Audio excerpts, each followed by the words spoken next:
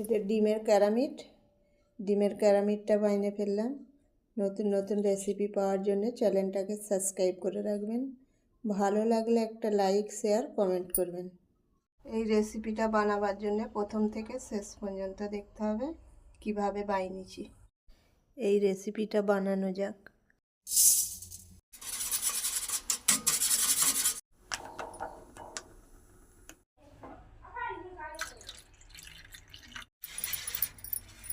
অল্প লবণ দেবো, কর্নফ্লাওয়ারটা 1 চামচ দেব, চিনি দেব, অল্প এর মধ্যে ঘি মাখিয়ে নেব।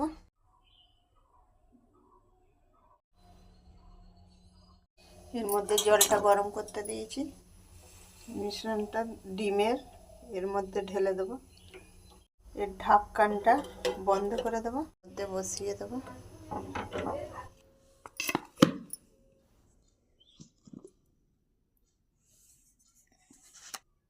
কেটে আপনাদের দেখাচ্ছি।